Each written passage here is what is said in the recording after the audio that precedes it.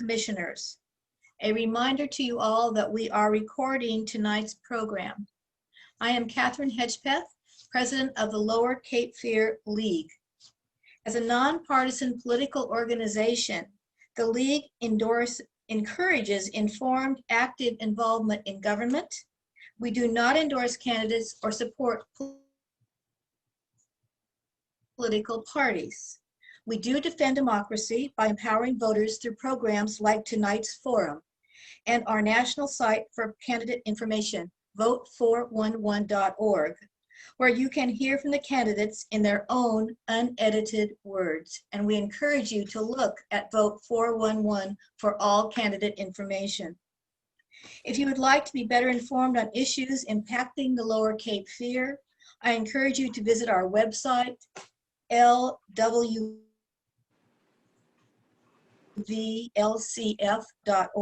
or our Facebook page. And we always welcome new members, men and women.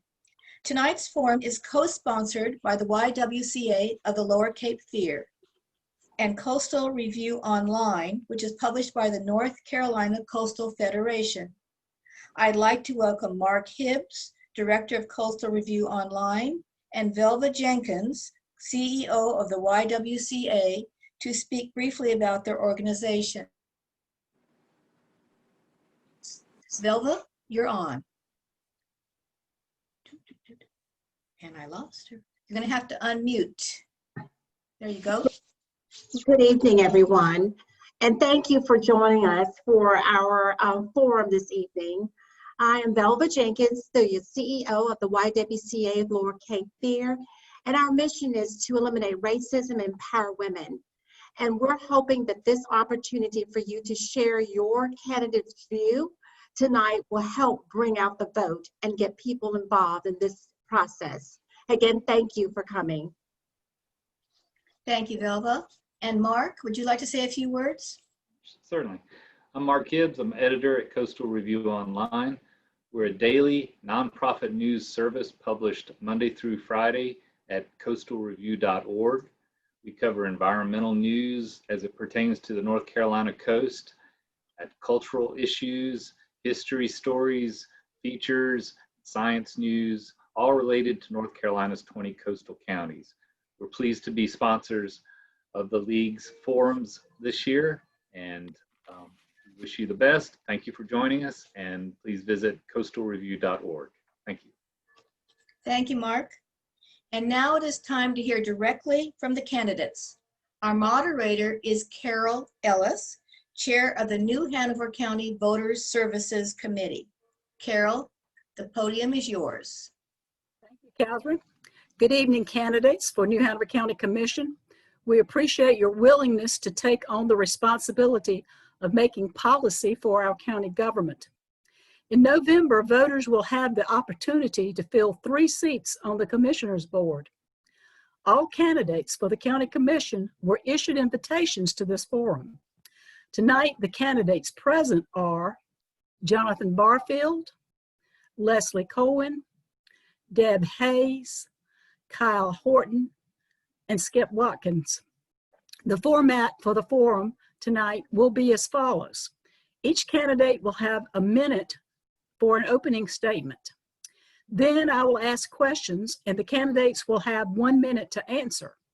Each candidate will have the opportunity to be the first one to answer a question. Once the first answer is given, I will then ask the other candidates if they have anything to add or if they have a different view. Each will have 1 minute for this. And finally, each candidate will be given a 1 minute closing statement. Candidates, you will see our timer on your screen. We ask you to pay close attention to the timer as we will mute you if you go too far over a minute. All viewers of the forum will be muted.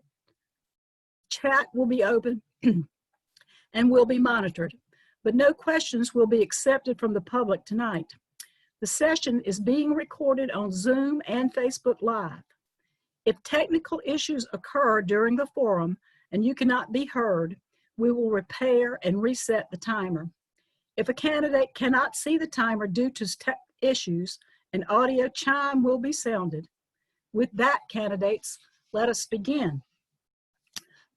Let's begin with opening statements. Mr. Barfield, you can give your opening statement. Well, good evening, and thank you all for putting this on.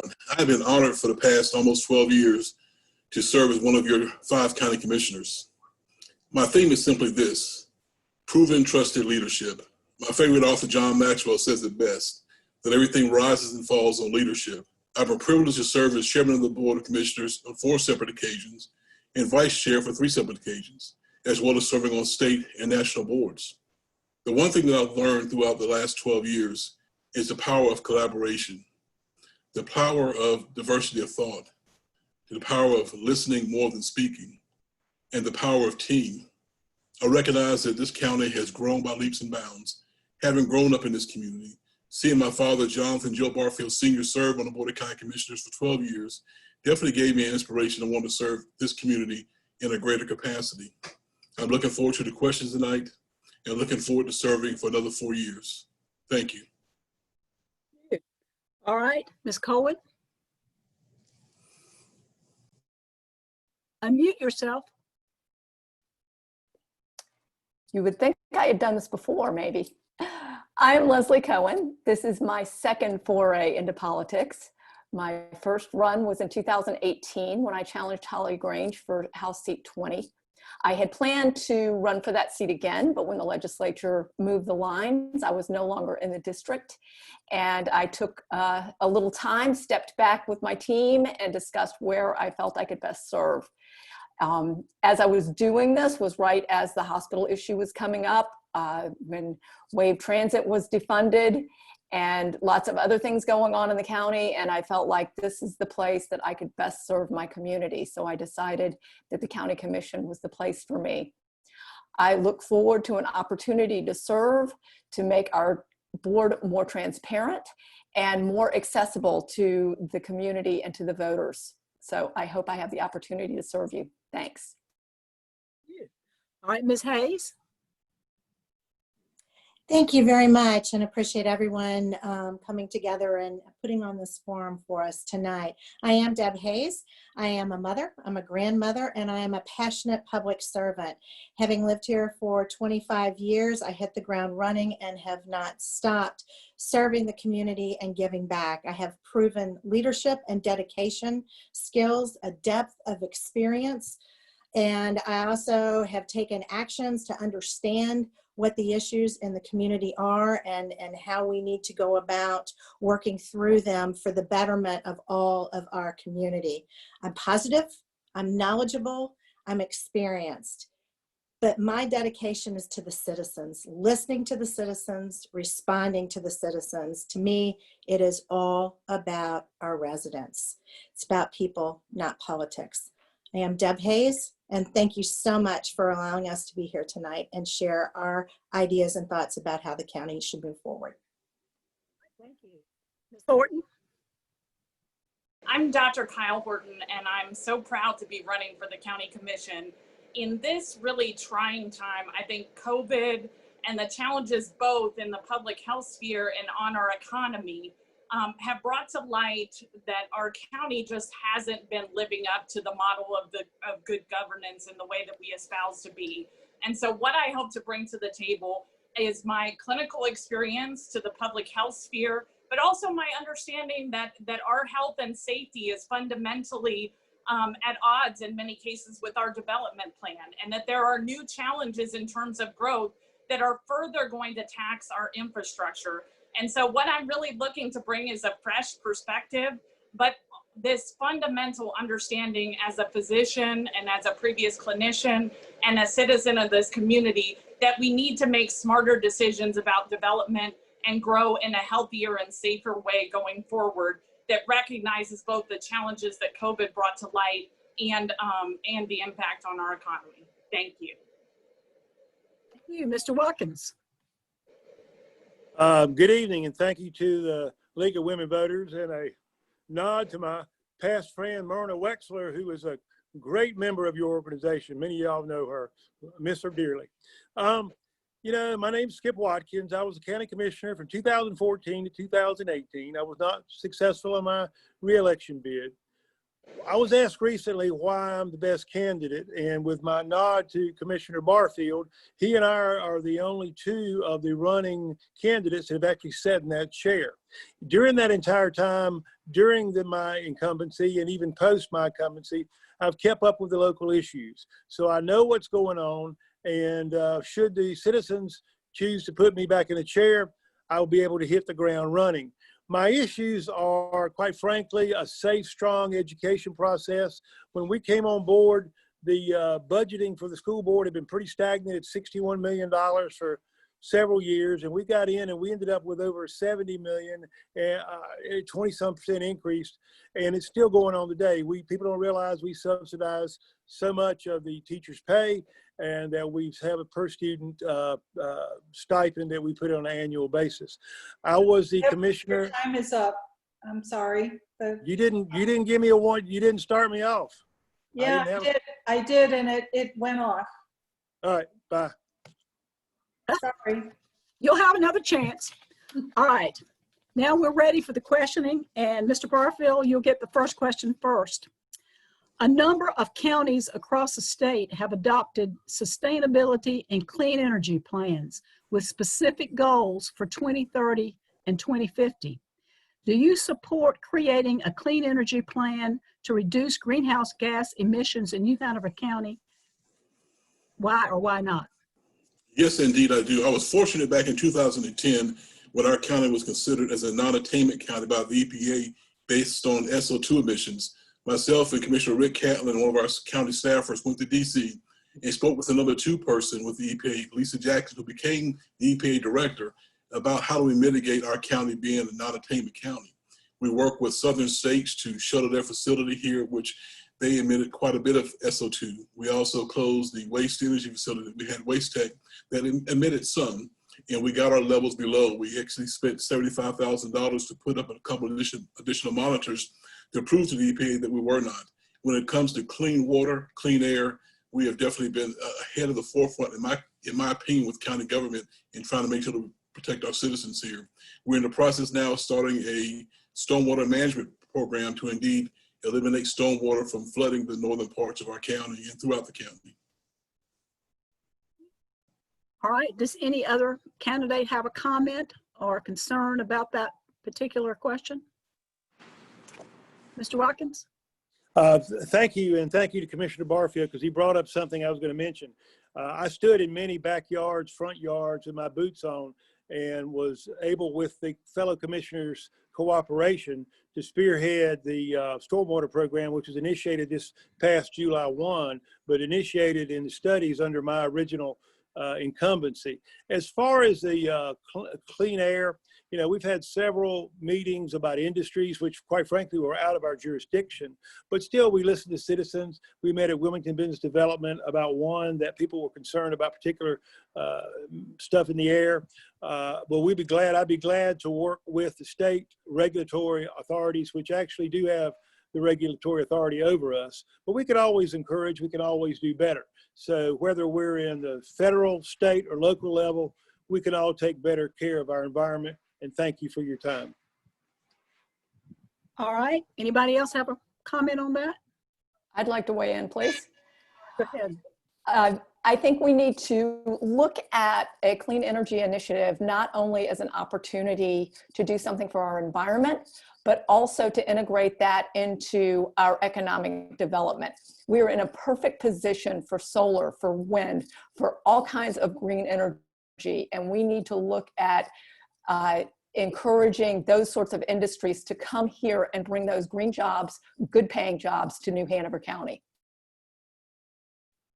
Anybody else? Not seeing? Okay, go ahead, Kyle.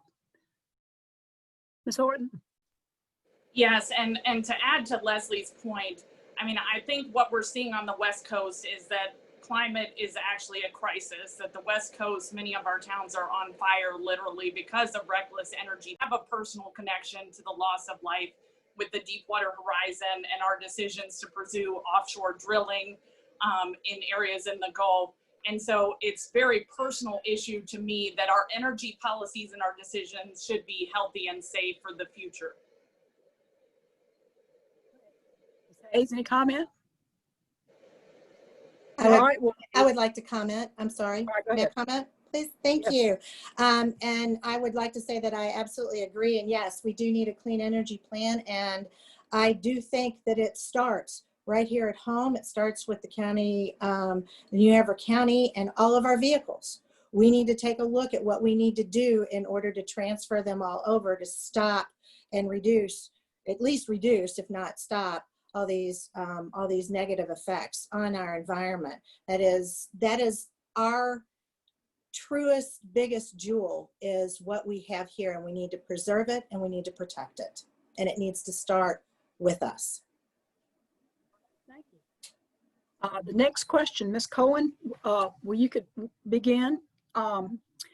After all the racial unrest, the county saw the need to create an Office of Diversity and Equality.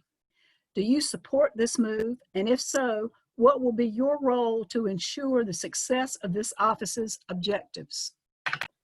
I am really excited about the creation of this office, and I want to make it a priority to be sure that that is not just a performative measure. I have already started in talking with department heads about how they see that office and what role they see. I want to make sure that everyone who works for the county feels comfortable and safe and welcome.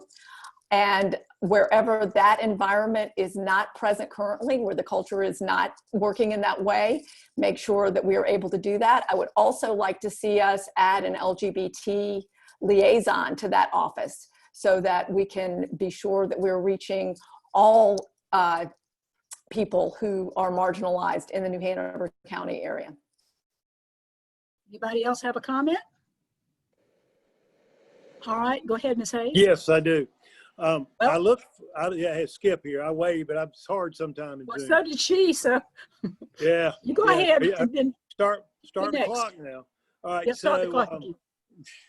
The Office of Diversity and Equity, or Equality, I think it's equity. That's great. We need that for everybody, because it's time that we look each other in the eye and have a bilateral or multilateral conversation. We don't need a unilateral dialogue or whatever. We need a multilateral, bilateral, where everybody can sit at the table and come to a consensus. Because if we're looking at the diversity and working at equity and equality is two different things. If we're looking at equity, we can find that together, because until we can come together, shake hands, in the Bible, every covenant is followed by a meal. Until we can sit down and eat together, have a cup of coffee together, we're not going to accomplish anything. We've got to bring people genuinely to the table, and everyone on each side, all sides, listening and willing to cooperate. And I look forward to hearing any of the results and recommendations from that department. All right, go ahead, Ms. Hayes. Thank you so much, Ms. Ellis. I absolutely agree and wholeheartedly support this office, and I couldn't be more thrilled to have Linda Thompson leading this. I think there's no one in the county better to do this, but once again, we all have to take initiative here. I will do everything I can to support, promote, and help and guide her in any way possible, but we all have ownership in this, every single one of us, and it starts right here, right now. We need to reach out. We are the great melting pot. We are people from all different levels of communities, counties, cities, countries. Our backgrounds are very diverse. We need to relish that, and we need to celebrate that, and we need to try and reach across the table and understand that. So it starts with us, but I couldn't be more thrilled with Linda Thompson being in there and working through this. We will get this done. Thank you. All right, Mr. Barfield, I see your hand. Yes, this initiative I actually led on. I have been having conversations for the last many years with our previous county manager and our current county manager. And one thing I've shared with both is that African Americans pay taxes too, and that it should be equity in how we expend our budget, number one, and our budget should reflect those priorities, but also in our hiring practices as well. And one of the roles of this new department is to talk about implicit bias and cultural competency, and recognizing that every person has implicit bias. No matter what you look like, what your background is, we all have implicit bias.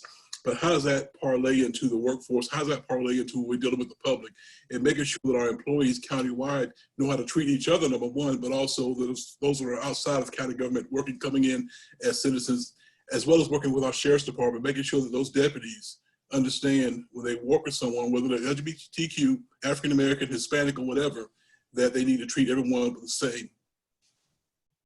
All right, thank you. Kyle, do you have a comment? Yes, to me, I'm very excited Linda is taking the helm on this. This is another issue in which, from a public health perspective, we know that COVID has worsened racial disparities. And so I'm really encouraged that New Hanover County is taking this proactive step, because in housing, in support of minority-owned businesses to ensure that economic development and this funding that we get potentially as we're bailed out and trying to recover from this recession, that gets to where it's most needed. And we know that in deals like the hospital deal, racial disparities can be worsened. And already we've had a crisis of maternal and infant mortality. And so we need to really embrace this office, I think, and empower them to really be guiding how we develop our economy and how we move forward from whatever happens with the hospital deal to build a more equitable and safe environment here in New Hanover County going forward. Thank you. All right.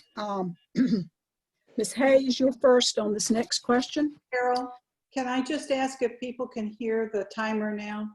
Can they hear the horn? It would be I haven't good if heard we it. could I've just see you. seen your timing.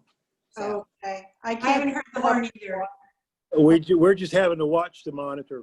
Thank Okay. you. All right, Ms. Hayes.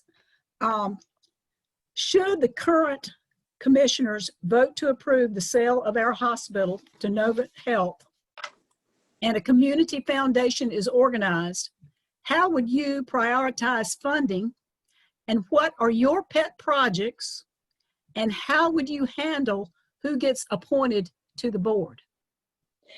Okay, there's no way I can answer all of that in a minute, but I'm going to try. So this is rapid fire. Yes, I think the current county commissioners should vote. They've been the ones seated there reviewing everything for the past many years, and more importantly, the past year.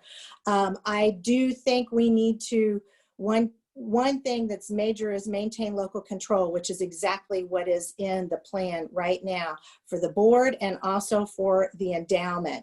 And the way the endowment is looking to be structured, I know this hasn't been voted on yet, but what the plan to be is that we have some people designated, 5 people from the county commissioners will designate, and then 6 people from the current board of directors from the hospital. So we will maintain local ownership of that. I want to impress upon people that I think this money needs to stay locally. It needs to be effective for our New Hanover County citizens, all of them. I almost made it. All right. Who's in it? All right, go ahead, Mr. Watkins. There has been some scuttlebutt, but I believe it's been put to rest. Ms. Hayes alluded to it, that the local government commission pretty much told the county that unless the majority of the board was appointed by a non-county commission, that they would basically control the money. This potential 1.25 billion is a windfall, and we can do a lot with that. So we've got to make sure that we live off the growth. I don't want to call it the interest because that's not the correct term, but live off the growth. As far as the pet projects, I've read it's K through 12. There's other things that, that could go with. I don't necessarily agree with the $300,000 emergency fund for the county. I'm not necessarily for it or against it, but I am excited to see at least 4/5 would be required to chip into that amount of money. I'd like to see a unanimous vote. But the biggest thing about the hospital money is this is a county asset, and if it goes through with this vote, that money needs protected for future generations with nobody messing with it. All right. Anybody else have comments? Yes, please. All right, go ahead, Leslie. I am absolutely horrified at the idea that Novant is going to appoint more people to this foundation than the county is. They are buying the hospital. They should not have a say in who is controlling that money and how it is spent. This is the taxpayers' money. And the idea that that someone else is going to control it if the county commission appoints those board members is ridiculous. Yes, the investment plan has to be approved, but that's a good thing because right now we are headed into a very tumultuous economic time, and we do not want that money invested in such a way that we are putting it at risk. So yes, we're going to have a little bit lower return, but we're also going to have lower risk. And the voters of New Hanover County need to be the ones choosing how the people who are putting those people on the board, not Novant. Anybody else have a comment? All right, Kyle. I mean, to me, this is really an ethical issue for us in that this shouldn't be about pet projects or what we're all looking to fund as candidates for county commission. The citizens really made it clear at the beginning that they did not want to sell our hospital. And the case really hasn't changed the public perception of this deal from what I'm hearing day in and day out. So I am deeply concerned that we're going to be filling holes when it comes to these disparities in our healthcare, and that we're going to have tremendous needs that will emerge because costs of care tend to go up after these deals and consolidating monopoly power, which is what this is going to do, which is going to put strain on small businesses. It's going to put strain on the rest of our economy. And so I think the big deal is we need an ethical plan that isn't about funneling our healthcare and taxpayer dollars into a private foundation with no accountability except to no bond. And so we really need to, I think, make sure that we're spending this in a way that protects our public health and safety. All right, Mr. Barfield, do you have a comment? You know, you're looking at a possibility of $50 to $60 million coming into the county used for a whole host of things every year. You know, the Board of Commissioners, we scrap and fight over appropriating around $1 million in nonprofits, and it gets so contentious sometimes in what nonprofit gets what dollars from the county government. The possibility of having $50 to $60 million a year to invest in public education, to invest in affordable housing, to invest in substance use disorders and mental health in our community. You know, and I think the options are limitless in terms of what you could do on an annual basis if those resources are there. But the hospital isn't sold yet. Nothing's been voted on in terms of the foundation board of directors. None of those things have happened yet, but they probably will happen. My goal is to make sure if it does happen that we put the right people in place with the right business acumen that can make the right decisions. Also, I'm for a process that will indeed bring more dollars into the county as opposed to less, and the LGC would definitely restrict how much money can come into the county forever. All right, thank you. Ms. Horton, you have the next question, and that question is, in your view, should the people of the county have an opportunity to vote or at least be given sufficient notice and multiple public hearings before any county property is put up for sale? For example, the downtown county library property. And the hospital, if you want to put that in there. Go ahead, Kyle, it's your question. I mean, I think the question is getting to you know, whether or not we're living up to what we espouse to be in the model of good governance, that we have some major, very valued public assets, the hospital being the largest one of those that has been a major employer, the Cape Fear Museum. And I look at it as a matter of putting the interests of the citizens over politics or any ideology. But right now, I feel like people are just trying to sell off many of our most valued assets because they believe privatization makes things more efficient, or they believe in economies of scale because of their partisan ideology. I would like to bring accountable leadership back, which would include referendum votes, which unfortunately butts up against state statute in many cases. But I do believe that we need more accountable and transparent leadership when it comes to these big assets. And I want to hold on to valued assets like our hospital and the Cape Fear Museum so that we keep our identity both culturally and in terms of controlling our care with local control. All right, anybody else? Mr. Watkins? I participated in Project Grace meetings, literally on the third floor of the hospital. Mr. Barfield did as well.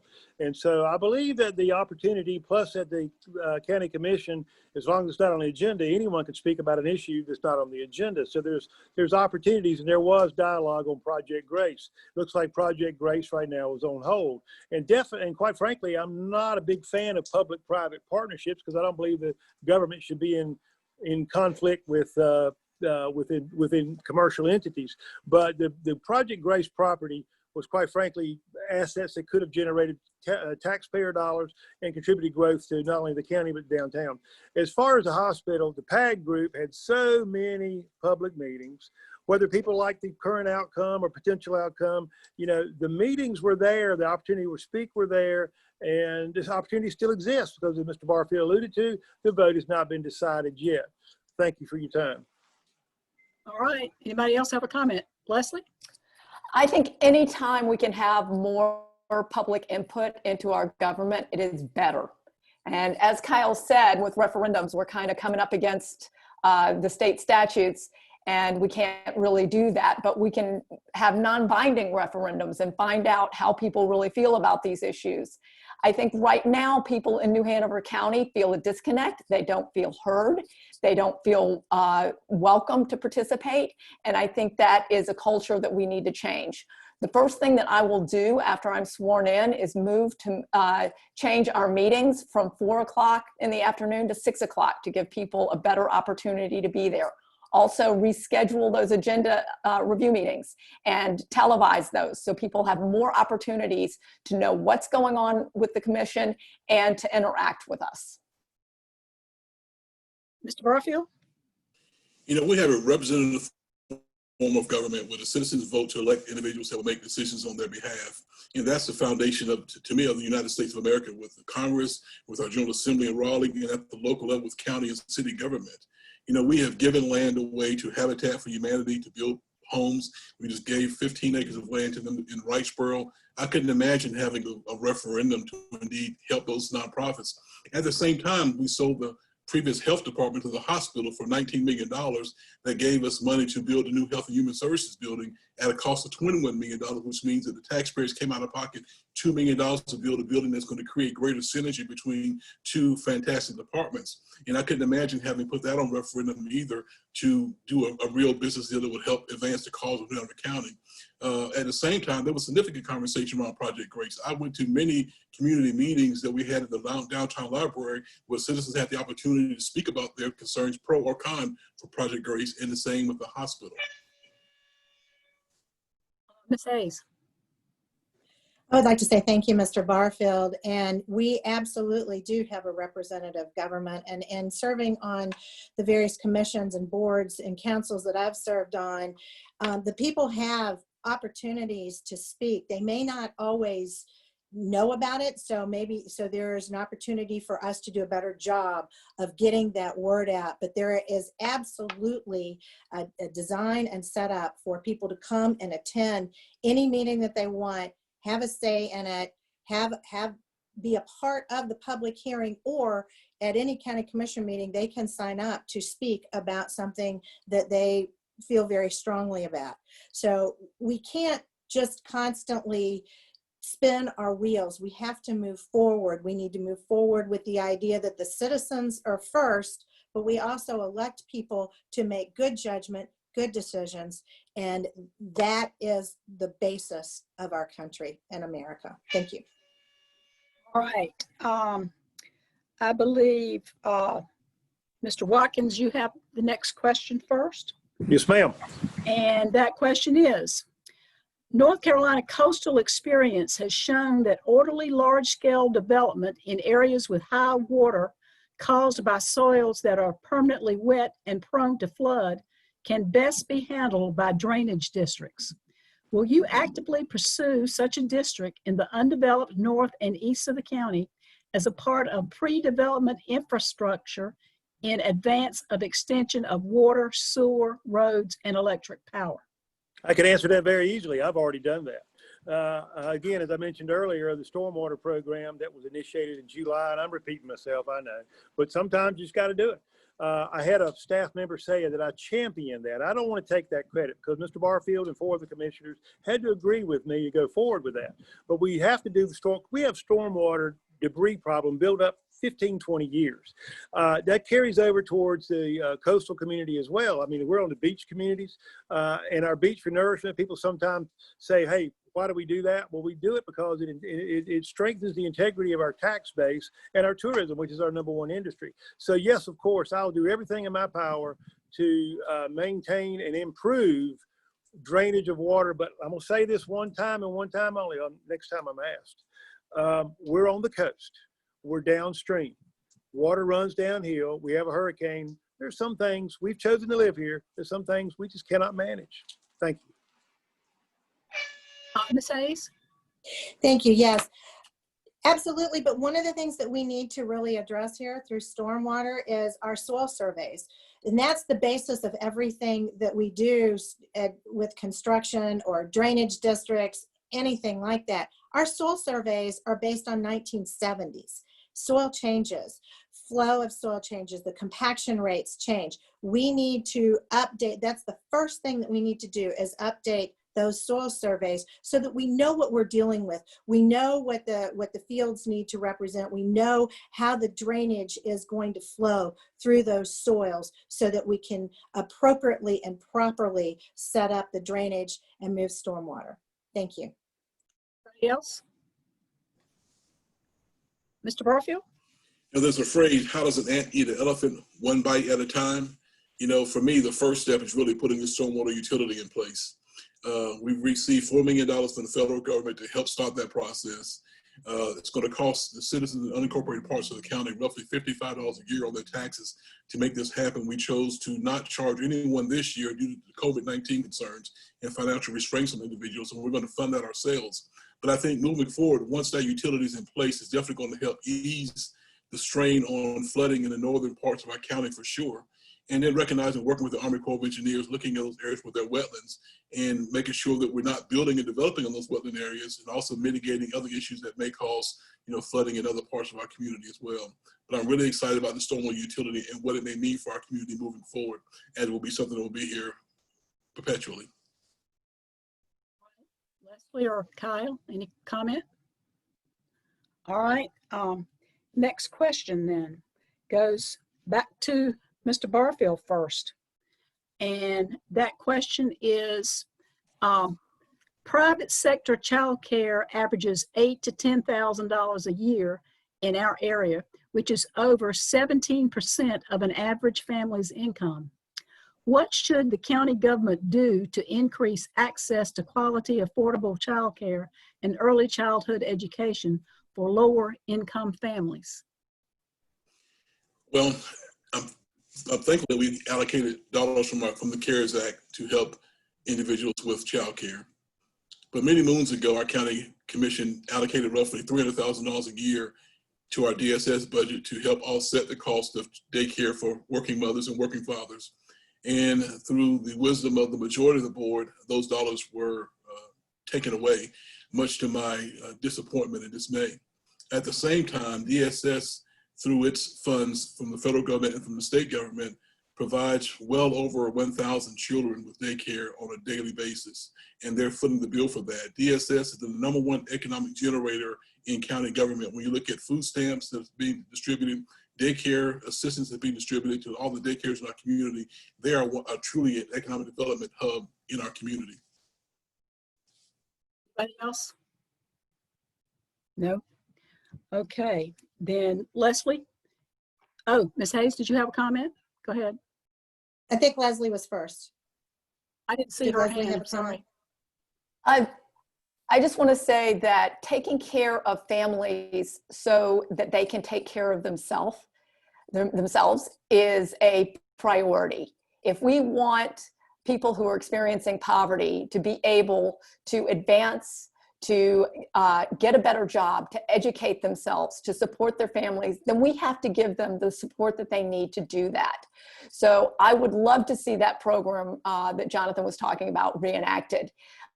especially in COVID, the COVID situation. We are going to have more and more families that are having more trouble meeting these commitments and being able to work. So this is something that we really need to look at going forward. All right, Ms. Hayes. Thank you so much. Yes, we absolutely have to take care of our own, and we in the county as commissioners, we have budget oversight, but not necessarily direct policy input on these different councils that are set up. What we need to do, and what I tried to do when I was chair of the Wilmington Housing Authority, was to establish childcare for these families that were in not necessarily impoverished states, but they had very little disposable income, and childcare was just out of the question. So it prohibited a lot of them from working. But there are ways that we can set up groups of childcare handled by these people so that everybody can have access to that childcare and then move forward into the work environment and therefore become more self-sustaining and work towards their goals of self-fulfillment for their families. Thank you. Anybody else? All right. Kyle? Okay, go ahead, Kyle. So kind of the elephant in the room was with the decision to move forward with Plan B and to basically be looking at hybrid models as we reopen our schools. There are going to be some challenges depending on how long, COVID goes on, that the crisis in child care could be even more profound than what we've ever had to deal with. And so I think what Jonathan was saying about putting back those investments we've made in the past and looking at this as an investment in all of us, because it can really dampen economic development in an area when housing costs are high and the cost of childcare is high, as it is in our community, because that affects your ability to be able to function and hire and empower the workforce in the way that you would like. So as people are moving back to work part-time in many cases and trying to navigate how we handle reopening schools before we hopefully get to a COVID vaccine, know that as commissioner, I'll be looking to enhance what we've been doing in childcare options. Right, thank you. Yep, also wants to speak. Mr. Watkins? Yes, thank you. Valerie, my wife of 36 years, used to run the largest preschool in New Hanover County, part of Onslow and part of Brunswick. And she talked often about the public versus private, Head Start. She was on the boards for Child Advocacy Commission. She was on the Head Start board, and I am in full favor of education for our young people. But we have to do a couple of things. One, we should not step on the toes of for-profits that have put their lives on the line and business plans out there. So if we're going to utilize some sort of subsidized preschool, then let's remember the ones that have been out there putting it on the line for years, where they had subsidized food, etc. In closing, too, anytime we increase, and Mr. Barfield did allude to the potential of that 1.25 billion going somewhere, but where's the money going to come from? It's easy to sit here and say, and I want to take care of our children, but where's the money going to come from? Thank you.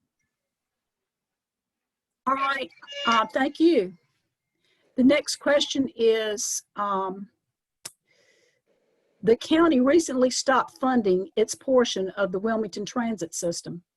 Since the county is becoming more urbanized with more population and more traffic, what do you think should be done to encourage mass transit? We don't have to encourage it, we can just fund it. I was really, as I said in my opening statement, the defunding of Wave Transit was one of the key issues that made me want to run for county commission. Look, we have got all of this growth coming, whether we want it or not, and we have a limited number of places we can put roads. We have got to have a robust transit system that works for all of our citizens. And the main thing that we have to do in order to do that is to get a dedicated funding source, because right now Wave is set up to fail, because they don't know what their budget is going to be from year to year, whether or not New Hanover County is going to give them money, how much the city is going to give them. We need to dedicate a funding source to them so they can plan and grow to build the kind of transit system that we need in the 21st century. All right. Anybody else? Kyle. Yeah, I think we need to look at this as a tremendous economic opportunity in the way Leslie was alluding to, that our transit is necessary, and in the way that they have sort of refined the routes and closed off the northern part of the county and the southern part of the county, it's really reckless because here we have the North Campus for CFCC, and we're not going to have accessibility there. And so they've been essentially strangling WAVE to make it not function and then trying to say, see, we told you it's not working. What we need to do is look at this as an opportunity to get cars off the road. Myself and others like me would be choice riders. We would love to ride to work and be able to get some work done while we're riding. But right now, the way that they have handled both the scheduling and the accessibility of the distant parts of the county is strangling WAVE. And it needs a sustainable source of funding, and we need to look at this as absolutely essential to our economy and our future in this county and invest in it accordingly. All right, anybody else? All right, Ms. Hayes. Thank you. We're talking about WAVE and talking about getting a funding source, but nobody's proposing any ideas. So I have an idea. It is important. WAVE is very important, and it helps our workers get from point A to point B, whether that's in the northern part, southern part, eastern or western part of the county, to get to where they need to work. So one of the ways that we might be able to do this is to attach a fee to our license plate, very small fee per person, but people that have the cars, we can attach a fee that we can subsidize WAVE with to help get this back on track and get it working, and then help make it a profitable situation by really investing in it and looking at putting the people on the board that will guide it and direct it into the future. Anybody else? All right, Mr. Watkins. Yes. Culturally, at this point in time, our local in southeastern North Carolina has not accepted public transit. You know, we still drive our vehicles, etc. As far as where the route should go, WAVE started the northern route to CFCC and another route down to Carolina Beach without any conversation with the city nor the county, even though they were funding. And the county picked up that tab for a while. But if these communities in the beach communities, or if Brunswick County communities, if they wanted WAVE, they've not stepped up to the plate. And I'm not saying that's bad. They just, maybe they don't see a value in it at this point in time. But if we ever expect public transit to be profitable, it's not going to happen. But it has not been run. When I was a commissioner, I had a quick study done on the big buses versus shuttle buses.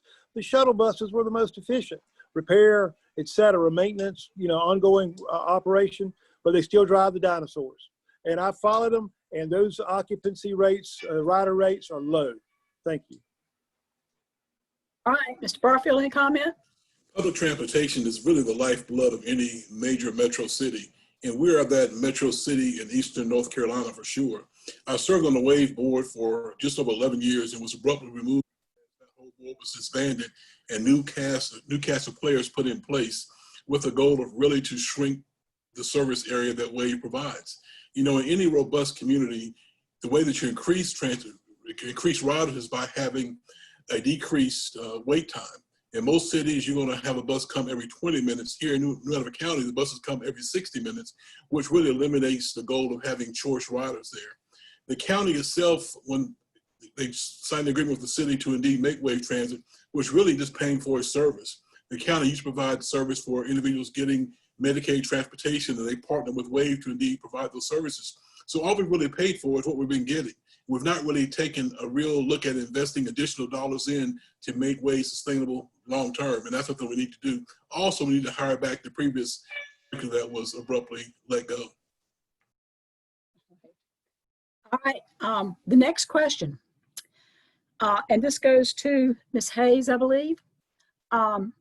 If elected, will you make sure that the provisions that require special review and permits for new heavy industry first adapted in the wake of the Titan cement fiasco, are included in the new Uniform Development Ordinance. Ms. Hayes? Yes, and I believe that they are working on that right now in my review of that. I assisted in writing the Create Wilmington Comprehensive Plan.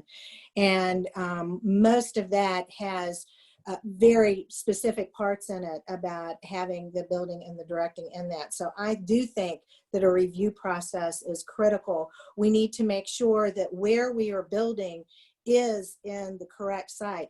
Building and density at all costs is absolutely not the way that you create and continue a vital city. We need to have a comprehensive plan that includes our environment, that includes all of our areas and our nodes of distributions and where we are living and working and playing, and really recognize that we are truly a metropolitan area, that we no longer are, are separated from city and county. We are a whole metropolitan area, and we need to plan accordingly for that. Thank you. All right, anybody else? See, did you raise your hand, Mr. Watkins? Go ahead, Mr. Watkins. You alluded to it in your question. Most of those permitting processes or processes are under the purview of the state.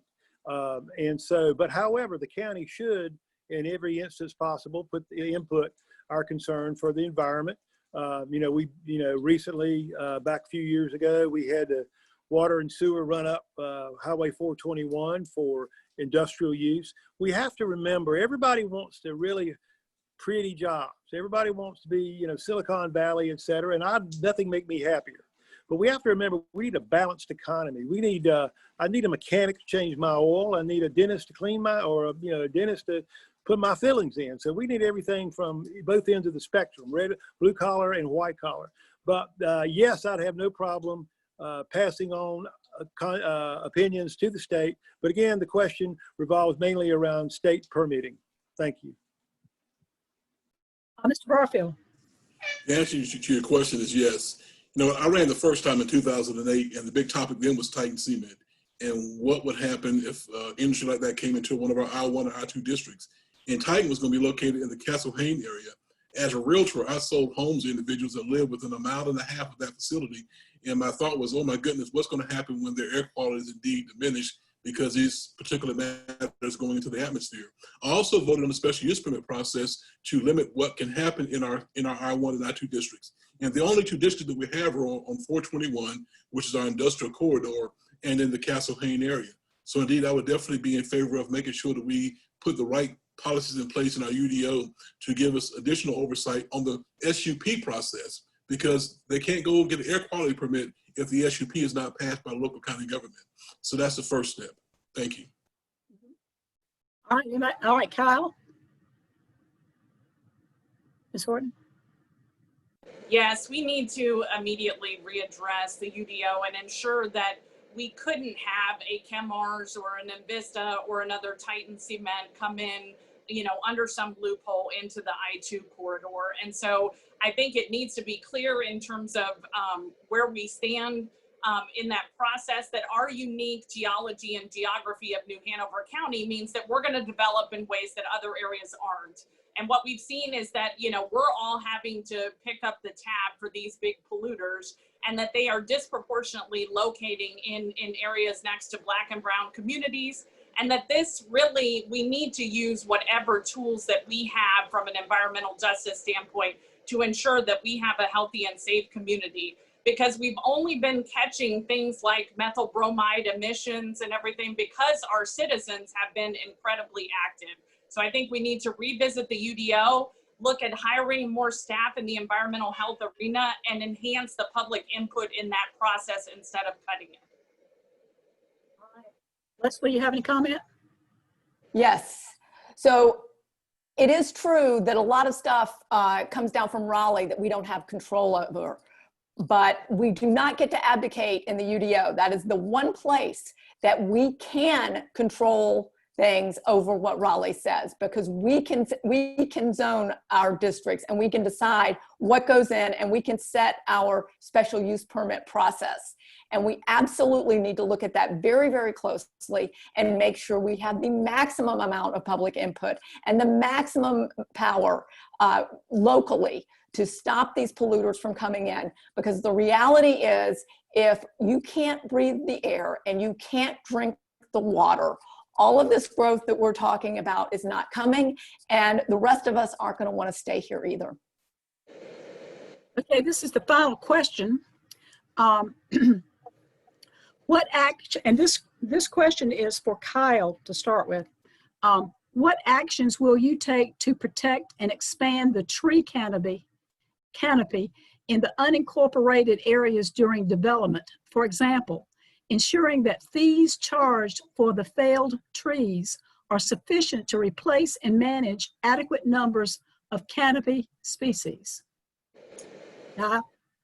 Yeah, so I mean, I think we need to look at other municipalities as models and where they're balancing both a carrot and a stick to both encourage more green space and to discourage and put in penalties in place for those that are offenders, basically, and don't develop in ways that that fit our unique geology and geography, as I said before. And so I think it's a matter of looking at a lot of the towns and municipalities in the Raleigh area have been pretty successful in incorporating more green space.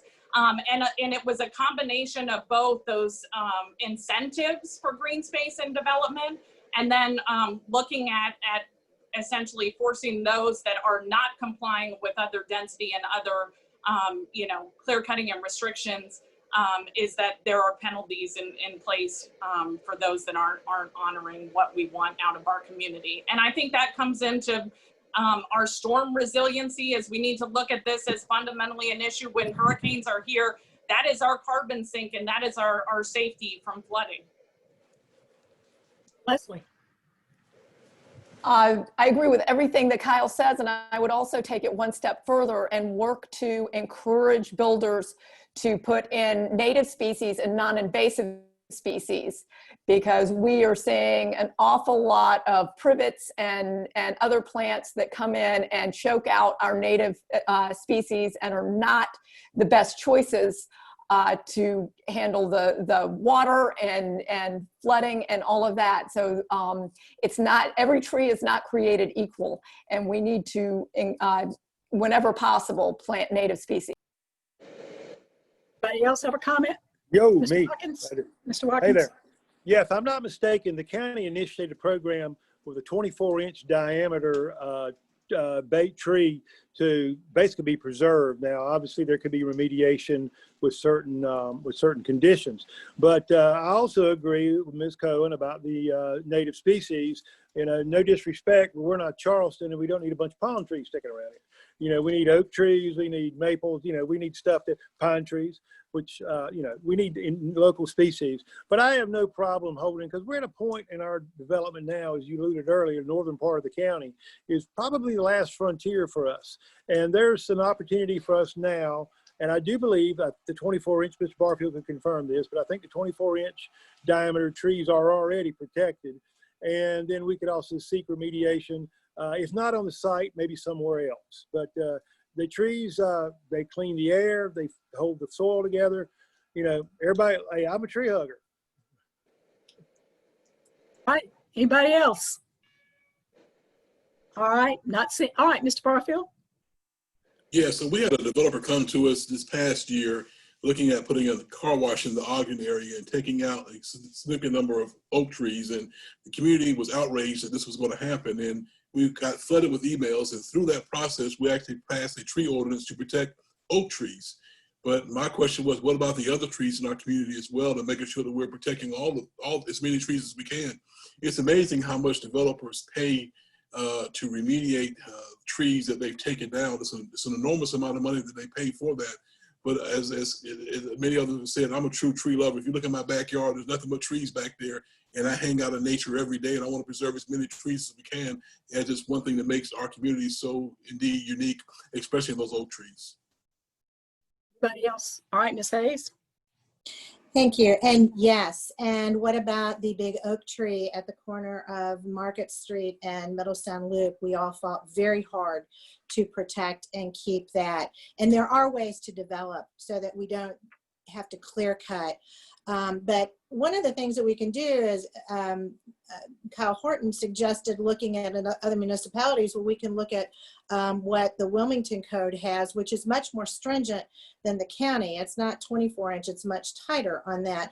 And we need to take a look at trying to be as comprehensive as we possibly can throughout our entire county so that we have a development plan that protects everywhere, not just pockets, so that we have a strong environmental tree canopy with which to live in and also breathe with, because they certainly do clear the air for us. Thank you. All right, we're now ready for our closing statements, and we'll start with Mr. Watkins. Well, thank you. I served on the commission, as I said earlier, for 4 years, from 14 to 18. And I have kept abreast of all the issues. My clock's not ticking. It's still sitting on 1 minute. So yeah, there you go. So I got 10 extra seconds. So I'll be able to hit the ground running. I do know this process. I know the people involved. I've lived here since 1978. Our kids went to public school here. I graduated with 2 degrees, my bachelor's and master's from UNCW. My wife got her degrees from UNCW. Our daughter got her bachelor's and master's in mathematics from UNCW. Our son got his mechanical engineering and welding from Cape Fear. So we are a New Hanover County family. I love New Hanover County. I love the people in the county even more. My name is Skip Watkins, and I'm asking for your vote for New Hanover County Commissioner in 2020. Thank you very much. All right, Ms. Horton.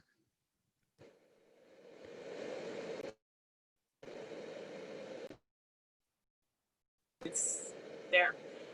So I'm Dr. Kyle Horton. I am so proud to be running for County Commission. Many of you know that I ran before for the 7th Congressional District, and those same values that I brought to that race are what I'm looking to bring here, is that I've fought for a clean and healthy coast. I've fought to protect public health and our health care. And I've fought to strengthen public education. And we've done it in a really accountable and transparent way to all of you. We traveled through the 9 counties then and made sure that we brought town halls to each and every corner of this district. And that's the kind of leadership that I want to bring back to the County Commission, that we need to have meetings in the evenings when more people can attend them. We need to put back those agenda meetings and make sure those televised. And we need to hold on to what makes us unique and special in New Hanover County, because COVID has exposed challenges and disparities and brought us backwards in history. I'm looking to move forward with new, fresh ideas and with leadership that you can count on that keeps us healthy and safe. Go to electkylehorton.com, and I hope that I will earn your vote for the County Commission. All right, Ms. Hayes. Well, thank you very much. And I want to thank the YWCA, the Coastal Federation, and the Coastal Review Online, and certainly the League of Women Voters from the Lower Cape Fear for hosting this forum and for allowing us an opportunity to meet with people, even though it's technology-wise. But we appreciate you doing that. Thank you so much. I am Deb Hayes. My number is 910-232-0505, and I am running for New Hanover County Commission.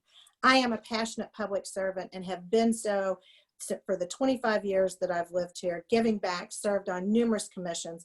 I have proven leadership and dedication. I am positive, knowledgeable, and I'm experienced, and I'm listening to you. And I have proven that in all of my service to the community. So I would be honored to have your vote. You can certainly call me. You can look me up. I put my contact information in the chat room, but please feel free to contact me. I am here to serve you. Thank you. All right, thank you. Leslie? Ms. Cohen, go ahead. Yes. So I am the newcomer, I think, of the group, but I got here as fast as I could. And I do have family ties in this area that go back to my husband's grandfather built a place at Carolina Beach since 1933. This is my home, and I love this place. And that is why I want to serve. I'm not interested in a career. I'm not doing this because I want glory. I'm doing it because I want to work for you. I want to be your voice in county government. I want to make sure that we can take care of all of the people that live in New Hanover County. So I, like everyone else here, ask for your vote. You can learn more about me at electlesliecohen.com or drop me an email at electlesliecohen@gmail.com. I look forward to hearing from you, and I look forward to serving. Thank you. And Mr. Barfield. With me, you get something very simple: proven, trusted leadership. I've served again for the past 12 years on the Board of County Commissioners, and it's really been an honor and a privilege to have the opportunity to do the work that we do. And it's truly work. I come from a family of public service. As I mentioned, my father and myself are the only two African Americans to serve on the Board of County Commissioners for New Hanover County since 1898. Kind of amazing when I say that, but it's also very humbling as well. I'm looking forward to continuing working with the citizens of our community to advance the causes that are so near and dear to many in our community. Again, I'm excited that we've hired a new Chief Diversity and Equity Officer to make sure that implicit bias is something that's taught throughout county government. But also excited about the stormwater management program that we're putting in place to protect the valuable areas of our county from flooding in the future. But also excited about the great growth that's taken place here since I was a little boy growing up and seeing industries like GE and Horton come here. You can visit my website at barfieldforcommission.com. May God bless this county and the United States of America. On behalf of the League of Women Voters of Lower Cape Fear, the YWCA of Lower Cape Fear, and the Coastal Review Online, a publishing arm of the NC Coastal Federation, I would like to thank the candidates for their participation tonight. Our forums will be posted on our website for further viewing. Be sure to plan your vote. You can check out the League of Women Voters of Lower Cape Fear website to find the early voting site information and the times in New Hanover County, and you can check out vote411.org for more candidate information. If you requested a mail-in ballot, we recommend you send it in as soon as possible. The earlier, the better. Tune in on Zoom at 7 tomorrow night when we will have the candidates for NC State Senate 9 and candidates for local representatives to the General Assembly. Thank you again, and good night.